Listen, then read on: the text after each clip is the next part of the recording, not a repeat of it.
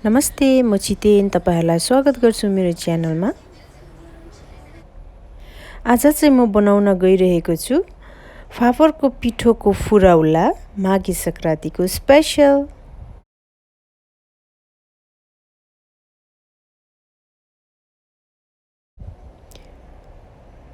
फापरको पिठो 300 ग्राम, एउटा मिडियम साइजको आलुलाई मसिनो गरेर काटेर यसरी पानीमा भिजाएर राखेको छु।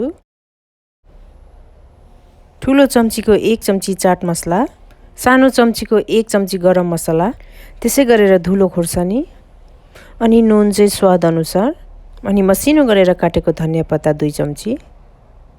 अब चाहिँ हामी ब्याटर बनाउनपट्टि लागौं। यो फापरको पिठोलाई एउटा मिक्सिङ बोलमा हाल्ने, त्यसपछि आलुलाई पनि पानी तारेर हाल्दिने। आलुलाई यसरी पानीमा भिजाउँदाखेरि छिटो कालो हुँदैन। अब यो आलु र पिठोलाई मज्जाले चलाउनु पर्छ। अब अलिअलि पानी हाल्दै यसलाई ब्याटर बनाउन थाल्नु पर्छ।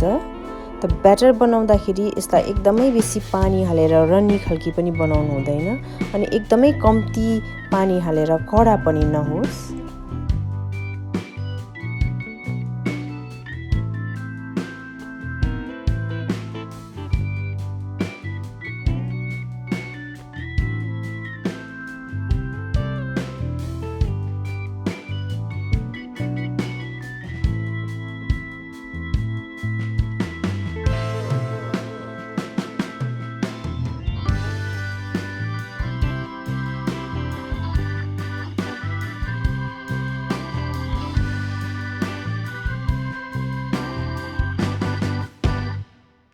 ल हेर्नुस् त मेरो ब्याटर रेडी भयो। अब एकदमै रन्नी पनि छैन तर एकदमै कडा पनि छैन।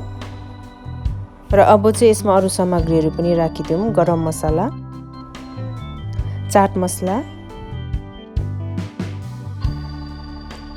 धुलो खोर्सानी पनि। अब यो धनिया पत्तालाई पनि राखिदिउँ अनि नुन चाहिँ स्वाद अनुसार। अब यति सामग्रीहरू राखेपछि एकपल्ट फेरि मज्जाले मिक्स गरिदिउँ। अब यो सबै सामानहरू हालेर मिक्स गरिसकेपछि तपाईहरुको ब्याटर चाहिँ यतिको हुनुपर्छ।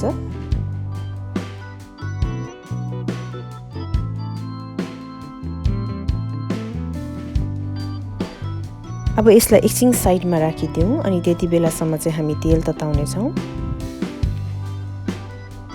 डीप फ्राई गर्नको लागि पुग्ने तेल तताउने।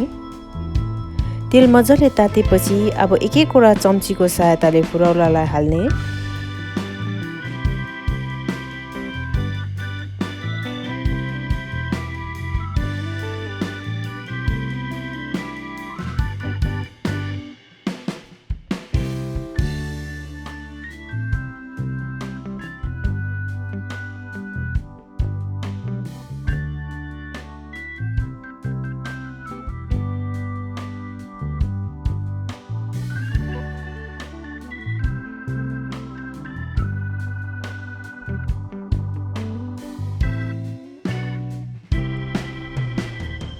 अब सबै फुलौरा हालिसकेपछि ग्यासलाई मिडियम टु लोमा राखेर यो सबै फुलौरालाई दुईपट्टि गोल्डन ब्राउन हुइन्जेलसम्म पाक्न दिने।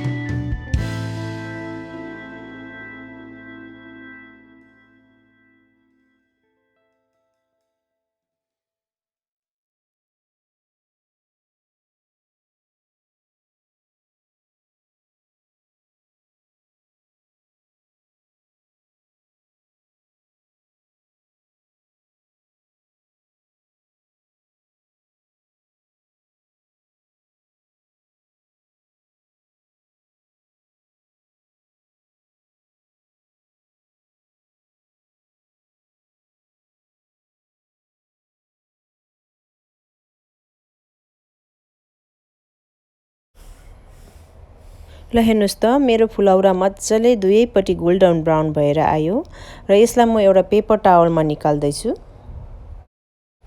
र अब रहेको ब्याटरहरूलाई पनि यसरी नै फेरि सबै फ्राई गर्नु होला।